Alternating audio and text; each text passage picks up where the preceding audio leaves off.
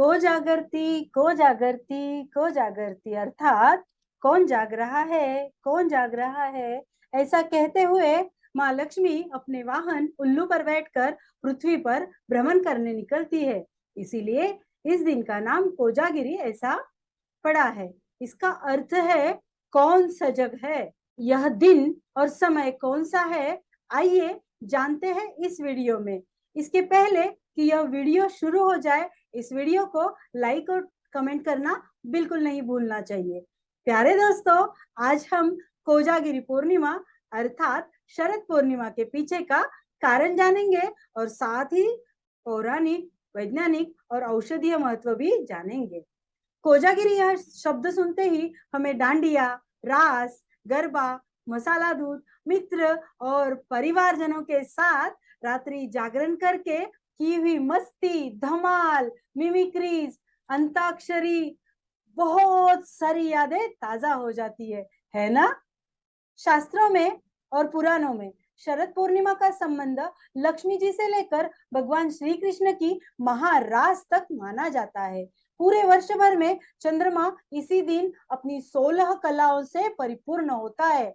आइए जानते हैं यह 16 कलाएं कौन सी। अन्नमया, प्राणमया, मनोमया, विज्ञानमया, आनंदमया, अतिशयनी, विपरिनभिनी, संक्रमिनी, प्रभवी, कुंथिनी, विकासिनी, मर्यादिनी, सन्नालदिनी, आह्लादिनी, परिपूर्ण, स्वरूप व्यवस्थित। मान्यता यह भी है कि इस दिन लक्ष्मी जी की पूजा कर चंद्रमा की रोशनी में दूध रड़ा कर रखने से घर में सुख समृद्धि आती है और वह दूध प्राशन करने से आरोग्य प्राप्ति भी होती है, क्योंकि यह दूध अमृतमय गुणों से युक्त होता है।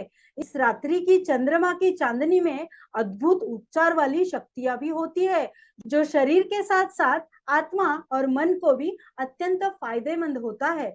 दमा और अस्थमा जैसी बीमारों के लिए यह दूध पीना लाभकारी माना जाता है।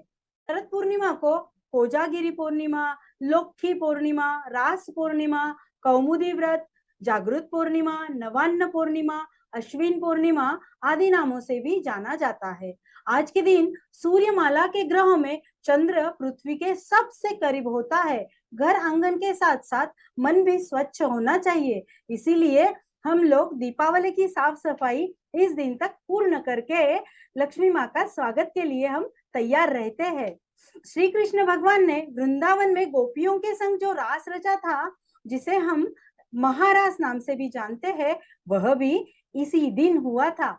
ऋषि संस्कृति में भी इस दिन का विशेष महत्व है, क्योंकि चौमासे में 4 महीने खेतों में श्रम करने के पश्चात आज ही के दिन अनाज तैयार होकर खेती वालों के घर आता है। इसीलिए यह लोग भी इसे उत्सव के रूप में मनाते हैं। इसे ही नवान्न पूर्णिमा भी कहा जाता है।